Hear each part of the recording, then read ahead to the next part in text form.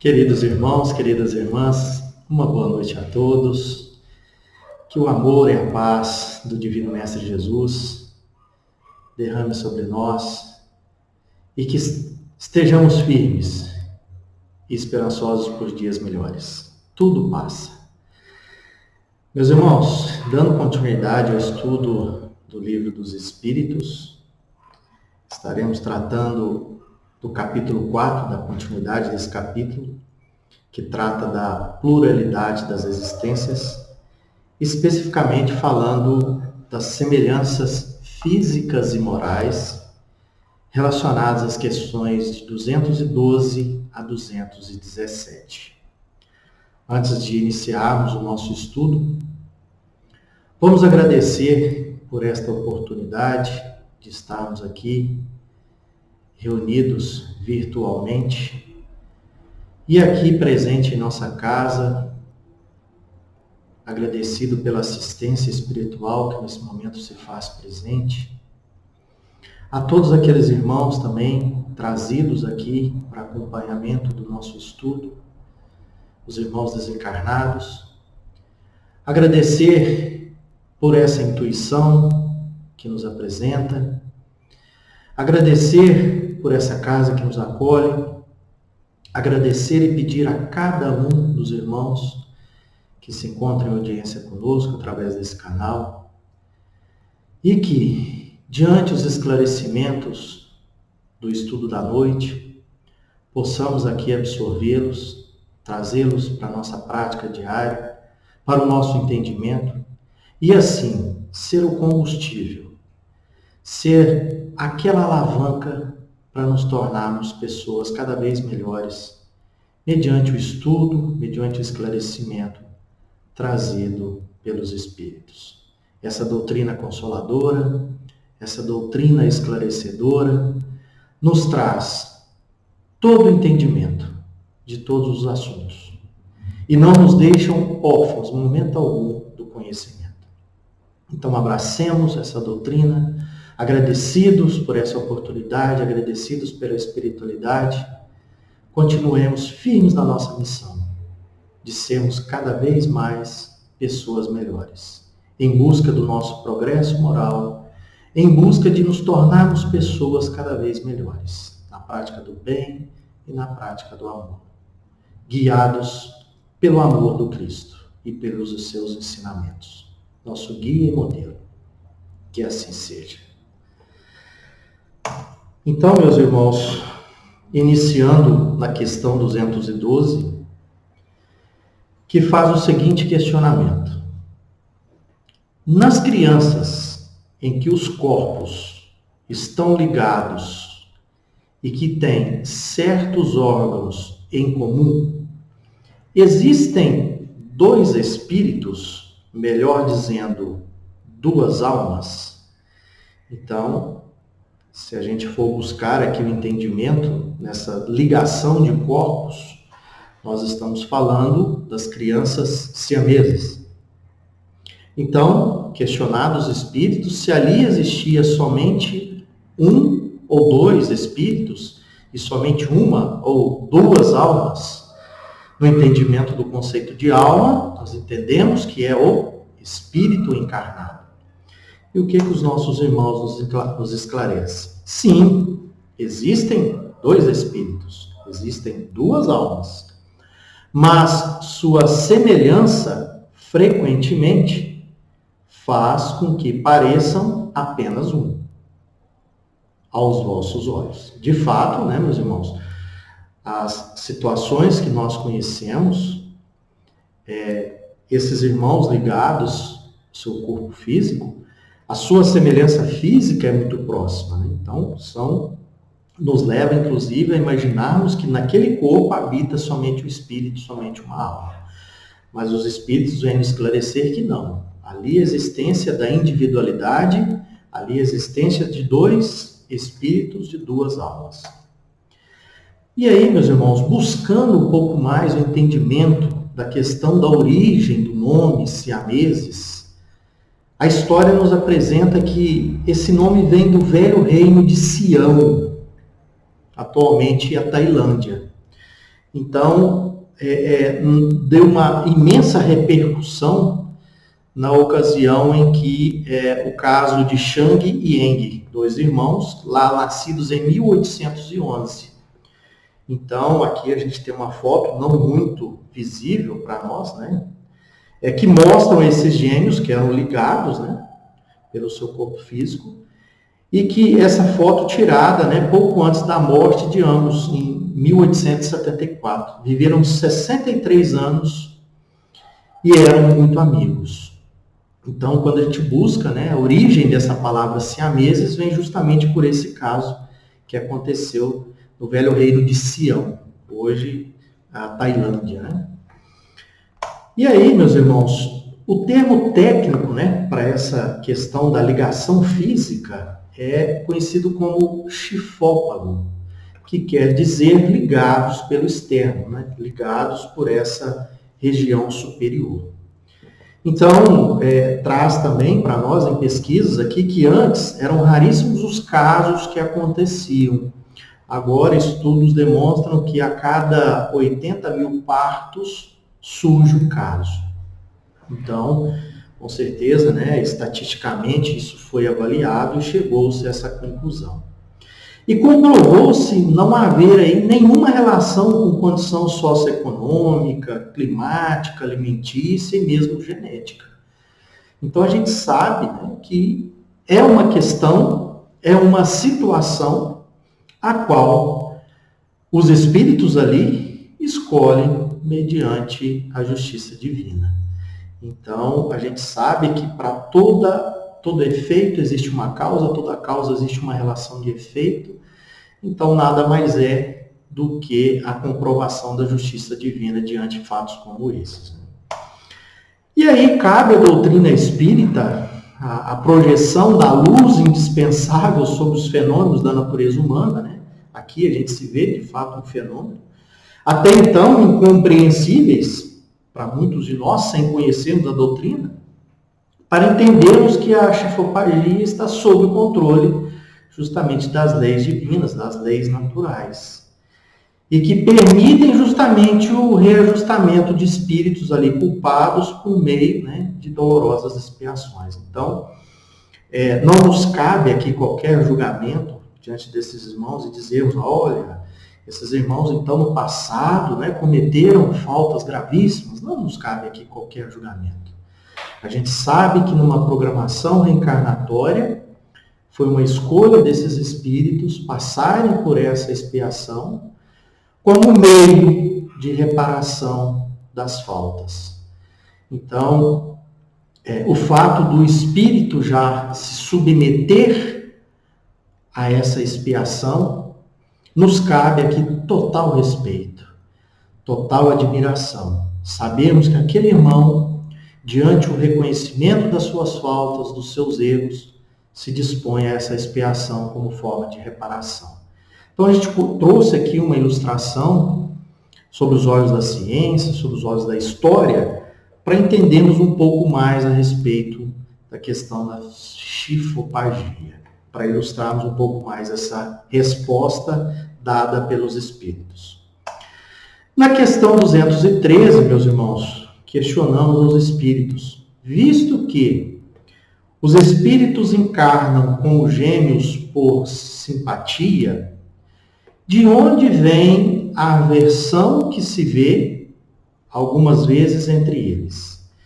Então, questionado aqui, se existe uma simpatia entre eles e que eles assumem esse compromisso de reencarnarem na condição de gêmeos, de ter ali, por muitas vezes, uma aparência física muito próxima, principalmente os gêmeos, né, que realmente são univitelinos, né, que se diz. Então, de onde vem, às vezes, essa aversão que existe entre eles, em alguns casos? Particularmente, eu não conheço casos de aversão. Todos os casos de gêmeos que eu conheço, é uma união muito bonita, uma amizade muito bonita. Então, durante o estudo, eu estava passando por uma análise em relação a isso, e lembrando de todos os amigos, de todos os colegas que a gente tem relacionados à questão de gêmeos. Então, todos eles trazem para nós um exemplo de muita união, de muita amizade. Mas vamos entender os casos de aversão, o que os espíritos nos esclarecem. Não é uma regra que os gêmeos sejam espíritos simpáticos. Maus espíritos, espíritos inimigos, entendemos assim, podem querer lutar juntos no palco da vida.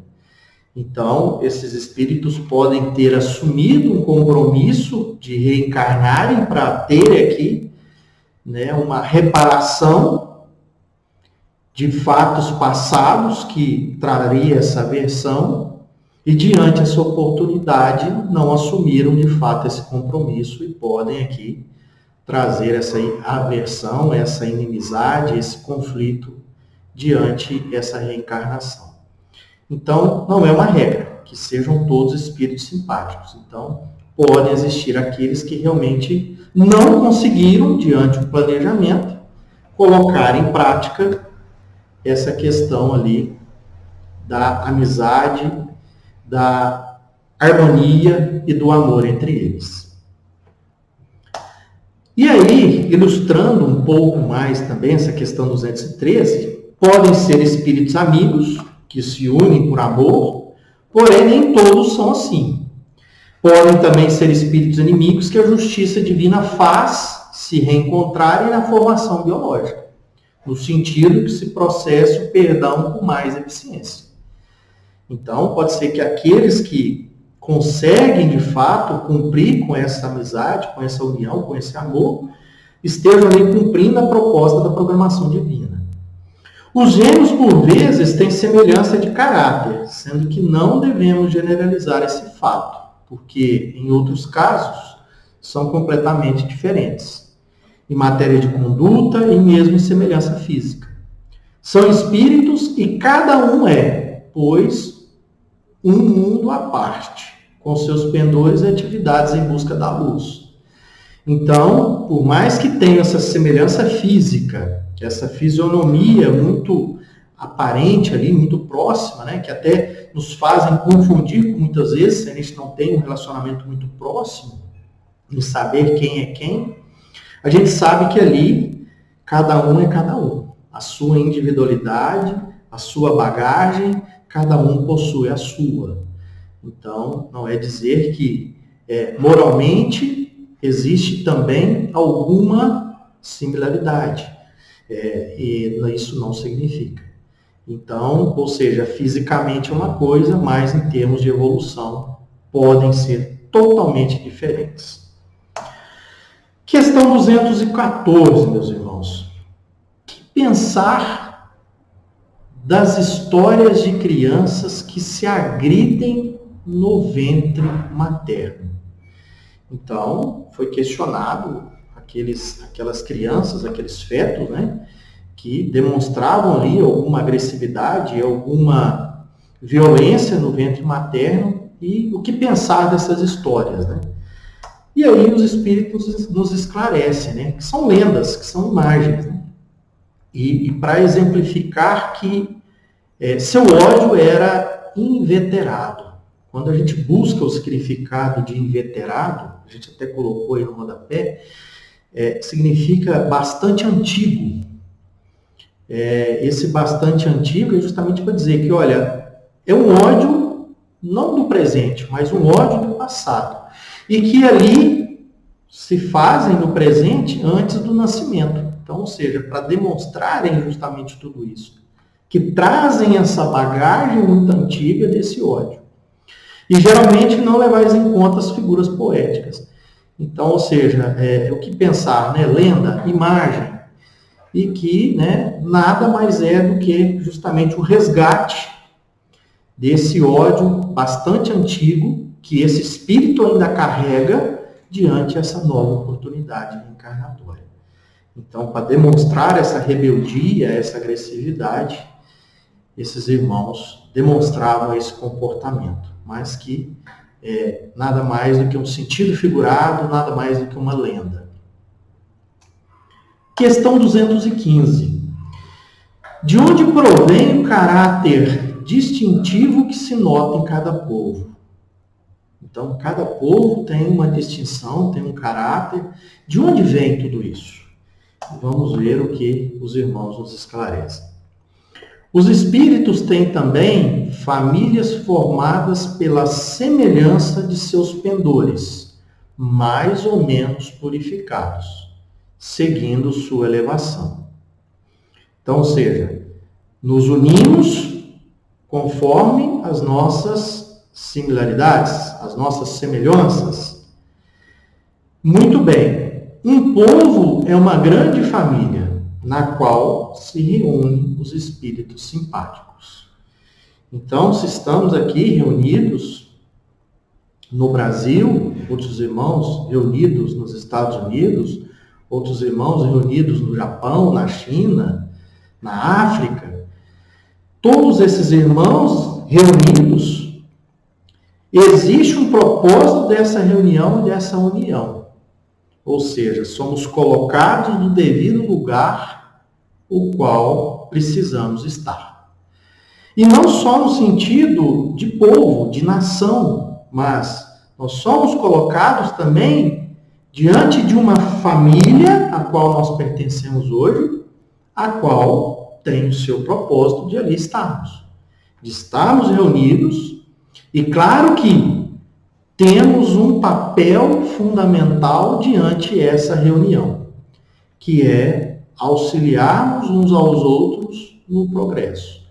Portanto, em uma nação existem diferentes situações e diferentes elevações de espíritos. Imaginem se tivéssemos reunidos todos como espíritos perfeitos, de outro lado, espíritos imperfeitos. Não é esse o propósito. O propósito é estarmos reunidos em diferentes graus de elevação. É como se estivesse numa escola. E dentro de uma escola, dentro de uma sala de aula, as diferenças que existem entre uns e outros se complementam e um auxilia o outro no seu progresso. Então, a proposta desse caráter distintivo de colocarmos, entre espíritos simpáticos que somos, mas não significa que estamos no mesmo grau de elevação.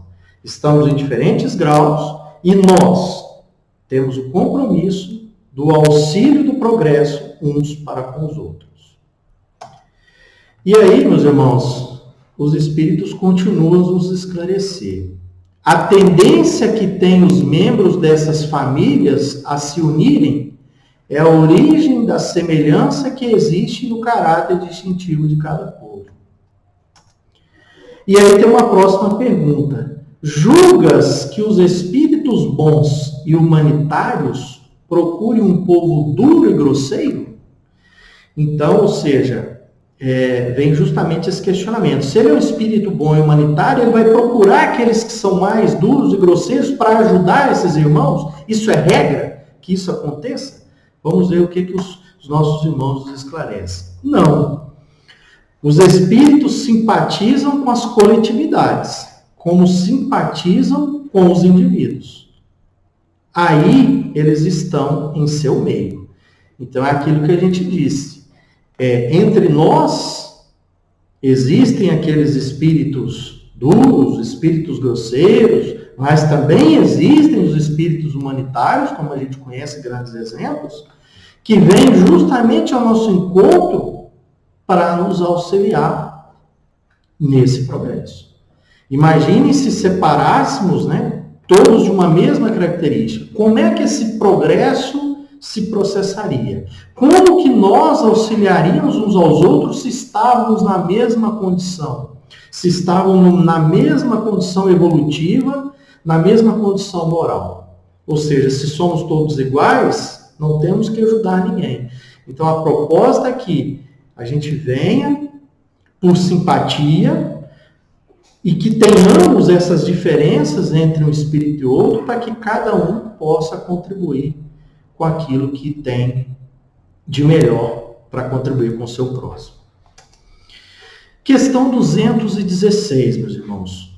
Agora já começa a entrar na questão das questões morais e das questões físicas. e que faz o seguinte questionamento: o homem conserva em suas novas existências os traços do caráter moral de suas existências anteriores? Então, ou seja, numa encarnação atual, eu trago esse caráter da minha moral numa reencarnação anterior? Como que é isso?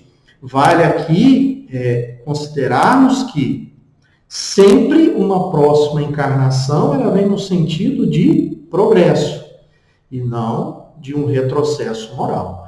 Então, ou seja, o espírito somente progride, ele não tem aí um retrocesso.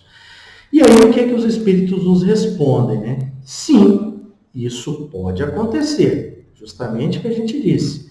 Trazemos a bagagem de encarnações anteriores, mas em se melhorando, ele muda.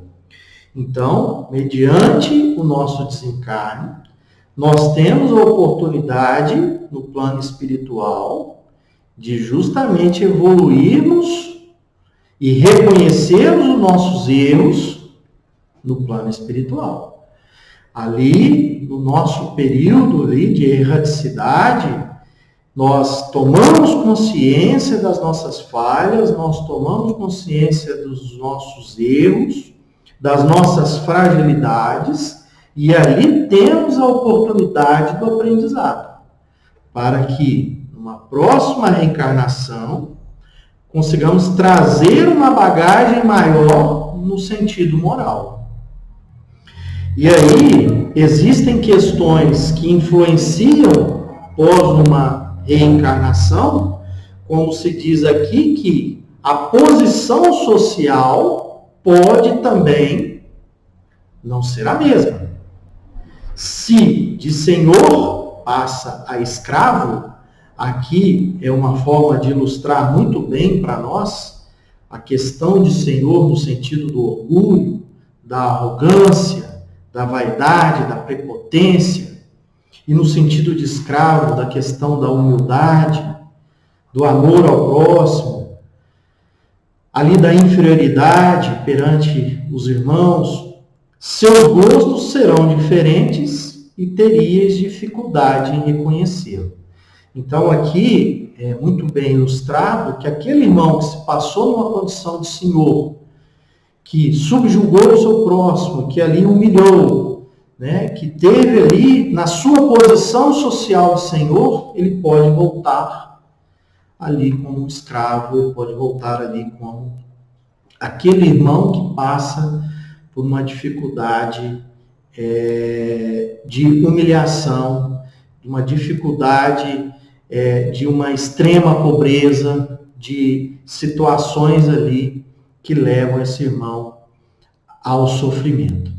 Então, ou seja, podemos trazer essa bagagem? Podemos. Vai estar muito condicionado a esse plano reencarnatório e a condição a qual nos colocamos aqui para cumprirmos a reparação dos nossos erros do passado. Mas podemos sim trazer toda essa bagagem de existências anteriores, essa bagagem moral. Bom, meus irmãos, e dando continuidade, sendo o mesmo espírito nas diversas encarnações, suas manifestações podem ter, de uma a outra, certas analogias modificadas. Todavia, pelos costumes da sua nova posição, até que um aperfeiçoamento notável venha a mudar completamente seu caráter. Então, esse exemplo que nós citamos de senhor, na condição ali de uma pessoa má, ele vem numa condição de um irmão em sofrimento, essa prova, essa expiação por ele vivida, pode trazer a ele o entendimento e a necessidade do seu progresso. De orgulhoso e mau, pode tornar-se humilde e humano, se arrependeu. Então, sabemos que a riqueza é uma prova, sabemos que a pobreza também é uma prova. Então, como nos comportemos diante de tudo isso, como nos comportemos diante das posições sociais que nós assumimos, vai justamente nos mostrar o quanto esse aperfeiçoamento está sendo realizado. Não é porque eu tenho títulos, não é porque que eu seja uma pessoa que assuma um papel na sociedade de superioridade diante de determinadas situações que eu tenha que demonstrar uma superioridade também diante dos meus irmãos, que me permita a humilhação, que me permita colocar diante deles como uma pessoa superior. Cada um assumindo o seu papel na sociedade, mas assumindo também o respeito ao próximo, assumindo também o seu compromisso de ser uma pessoa justa, de ser uma pessoa voltada para o amor, uma pessoa voltada para o bem. Não é se dizer, como muitos se dizem diante de posições sociais que assumem, você sabe com quem está falando no sentido da humilhação, no sentido da subjugação? Não é por aí, meus irmãos. Então, assumimos posições sociais de destaque na sociedade, de pessoas que realmente estão aqui e que merecem todo o nosso respeito, é também assumir um compromisso de amor ao próximo, de benevolência e de justiça acima de tudo. Então, ou seja, uma posição social mal assumida e que me demonstre uma pessoa arrogante, uma pessoa que não perceba no próximo um irmão, é assumirmos também um compromisso de uma próxima reencarnação repararmos pelos danos aqui causados. Então, tenhamos muito cuidado com as posições que assumimos e diante delas a vaidade que por muitas vezes nos encobre. Tomemos muito cuidado em relação a isso. Questão 217. Caminhando já para o nosso final. O homem, em suas diferentes encarnações, conserva os traços do caráter físico das existências anteriores? Ou seja, aquele mesmo corpo físico, aquele mesmo envoltório que eu tinha numa encarnação passada, é o mesmo que eu trago hoje? Ou a gente troca essa roupa, a gente troca essa matéria? E vamos ver o que nossos irmãos nos esclarecem. É uma resposta longa em relação a essa pergunta, meus irmãos, mas que a gente vai aqui aos poucos fazendo o entendimento e a tradução. O novo corpo nenhuma relação tem com o antigo que está destruído. Então, ou seja, mediante o nosso desencarne, a nossa matéria ali depositada ao solo, ou até mesmo cremada, essa matéria se volta à matéria. Então, ou seja, não existe a possibilidade dessa matéria retornar junto a esse espírito. Aqui fica muito claro isso, meus irmãos? Entretanto, o espírito se reflete sobre o corpo. Então, ou seja, em próximas encarnações, a nossa aparência física estará diretamente relacionada ao nosso espírito. Nós seremos o reflexo desse espírito, a nossa matéria. Sem dúvida, o corpo não é mais que matéria. Então, deixa muito claro para nós que é matéria que um dia se desfaz. O espírito continua na sua jornada. A matéria se desfaz.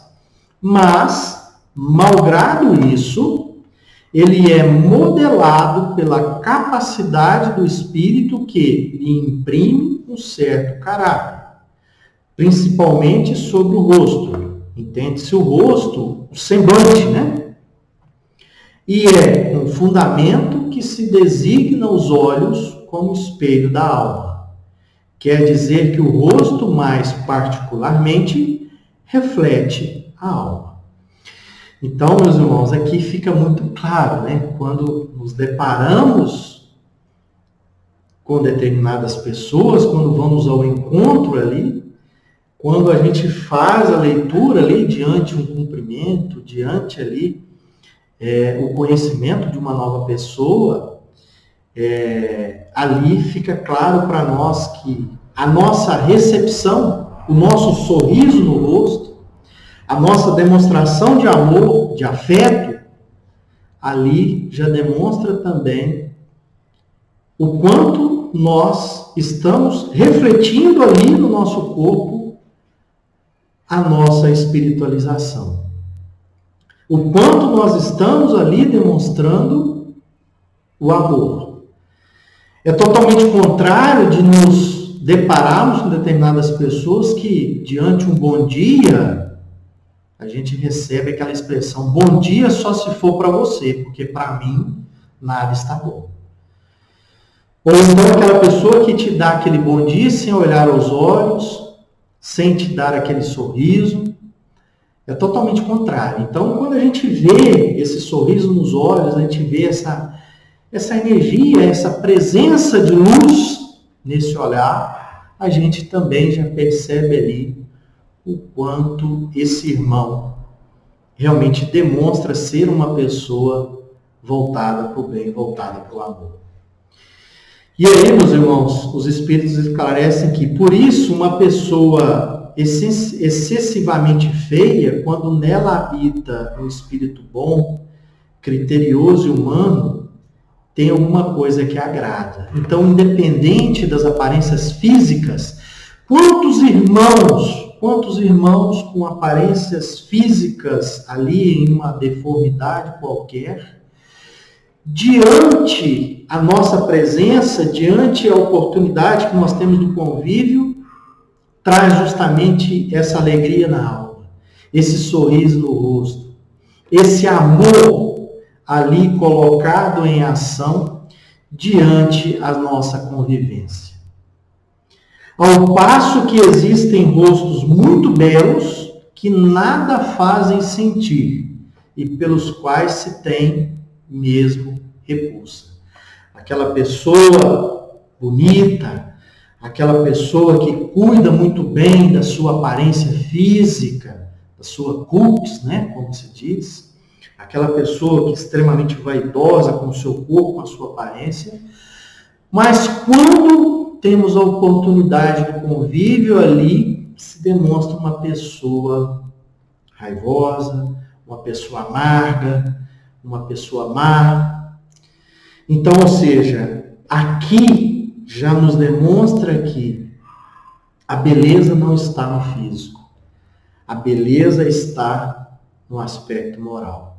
A beleza está naquilo que o Espírito traz de melhor.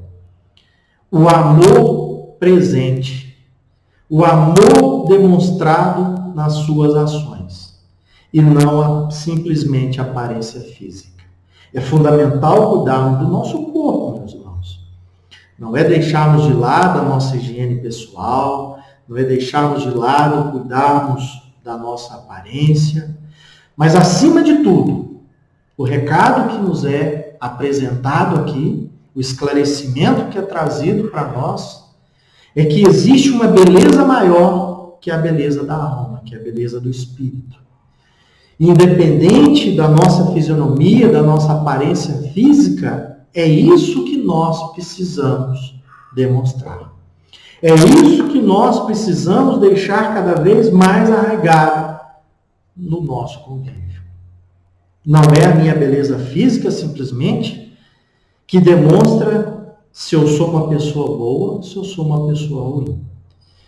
Posso ser uma pessoa muito bonita fisicamente, mas essa beleza de fato se completa através dessa beleza interior, dessa beleza moral, desse amor que eu trago diante as minhas interações.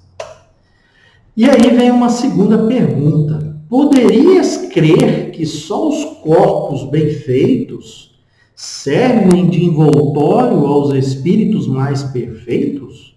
Embora encontres todos os dias homens de bem, sob aparências disformes?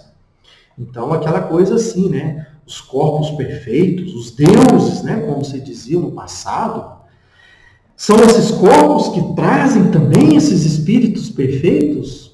Não necessariamente, meus irmãos. Nós temos irmãos que demonstram para nós uma perfeição espiritual habitando corpos, diríamos que não perfeitos, corpos disformes, vamos dizer assim. E esses irmãos demonstram através do seu exemplo essa perfeição e essa evolução através do seu exemplo. Através ali do nosso convívio, a gente consegue ver nesses irmãos uma evolução espiritual fantástica. Vamos ver o que os irmãos nos esclarecem. Sem haver uma semelhança pronunciada, a similitude de gostos e de pendores podem, pois, dar o que se chama um ar de família. Dando continuidade, o corpo que se reveste a alma em uma nova encarnação, não tendo nenhuma relação necessária com o corpo que ela deixou, uma vez que ele pode ter tido uma procedência muito diferente. Seria absurdo admitir-se uma sucessão de existências com uma semelhança física que não é senão fortuita. Então, meus irmãos, não faz qualquer sentido dizer que em encarnações anteriores o meu espírito habitou esse mesmo corpo. Então vai depender muito daquela programação encarnatória, de todas as provas, de todas as expiações ali assumidas, e que esse corpo, revestindo esse espírito, estará ali diretamente condicionado a essas expiações, a essas provas que terá que assumir. Então, ou seja, qualquer relação de existências passadas não existe dizermos que cumprimos aqui o mesmo corpo físico. Entretanto, as qualidades do espírito modificam, muitas vezes, os órgãos que servem à sua manifestação. É isso que dissemos agora há pouco. E imprimem sobre o rosto e mesmo ao conjunto de maneiras um cunho especial. Então, sabemos que aqueles irmãos que hoje trazem uma deformidade física e que hoje estão aqui passando por qualquer expiação, qualquer limitação, sabemos que ali foi assumido um compromisso diante uma necessidade de uma reparação. E reforço novamente, não nos compete aqui olharmos para esses irmãos e fazermos qualquer julgamento que seja em dizermos que ali habita um espírito que no passado cometeu erros. Temos que olhar para esses irmãos com os olhos de dizermos que aqueles irmãos assumiram o verdadeiro compromisso com a justiça divina. De virem ali diante uma deformidade assumida, diante uma necessidade de uma reparação. A coragem desses espíritos de assumirem essa condição. Assim devemos olhar para esses irmãos e não com julgamento e nos colocarmos em uma situação superior perante os mesmos. É assim que, sob o envoltório, o mais humilde pode-se encontrar expressões de grandeza e de dignidade. Enquanto que, sob o vestuário de um grande senhor, vê-se, às vezes, as expressões da beleza e da ignomínia. O que é o entendimento dessa ignomínia? É uma vergonha pública grave. Então, pode ser ali uma pessoa que, através das suas ações, através dos seus atos, é uma pessoa que demonstra essa vergonha pública grave. É uma pessoa que, apesar do seu padrão de beleza, o seu comportamento moral não é condizente, não é devido, segundo a lei de Deus. Certas pessoas saídas de posições as mais obscuras adquirem sem esforços os hábitos e as maneiras da alta sociedade. Parece que elas reencontram seu ambiente, ao passo que outras, malgrado o seu berço e a sua educação, estão sempre deslocadas nesse meio. Então, como explicar esse fato, se não como um reflexo do que foi o Espírito? Então, meus irmãos, trazemos aqui nesse corpo físico uma bagagem também espiritual. As nossas dores, os nossos sofrimentos, as doenças que hoje trazemos, as deformidades físicas, tudo isso tem uma relação direta com todo o nosso processo reencarnatório, com toda a programação divina diante o que assumimos nessa reencarnação. Então, as nossas dores, esses sofrimentos, as nossas limitações, não podemos deixar de lado e acharmos que eu tenho que passar por isso, é meu karma, como muitos dizem. Não é nosso karma, nós temos que entender a necessidade dessas dores, temos que entender essas limitações físicas, mas assumirmos, acima de tudo, o nosso compromisso com o nosso progresso. Entendemos que essas dores, que essas limitações, que essas dificuldades têm um papel importante para o nosso reconhecimento e para a nossa consciência de sermos pessoas melhores. De entendermos que tudo isso tem um propósito. Se não conseguimos, por vezes, o nosso progresso pela proposta do amor, ela é colocada pela proposta da dor. E que aprendemos tudo isso, assumindo esse compromisso conosco. Assumindo esse compromisso e dizer que eu aproveito dessa oportunidade reencarnatória, diante de todas as dificuldades aqui encontradas, que fazem parte, de fato, do nosso progresso, assumimos esse compromisso em sermos essas pessoas melhores e não nos vitimizarmos diante de todo esse sofrimento que por aqui nós vivemos. Não vitimizarmos é nos colocarmos na condição de que eu sou o dono, eu sou o responsável pelo meu progresso. Cabe a mim buscarmos os melhores meios, os melhores caminhos. Nós sabemos que esse caminho é o caminho do amor. Abraçarmos essa oportunidade, abraçarmos tudo aquilo que Jesus colocou à nossa disposição como código de conduta. Amarmos verdadeiramente uns aos outros, amarmos verdadeiramente nós mesmos e amarmos verdadeiramente a Deus. Meus irmãos, chegamos ao final de mais um estudo, encerramos aqui esse tema. Com certeza, nos próximos estudos, os irmãos trarão aqui um novo tema à luz da doutrina espírita, dando continuidade neste capítulo 4. Deixar a vocês um grande abraço, uma boa noite, que a paz do Senhor Jesus transborde o coração de todos e até uma próxima oportunidade.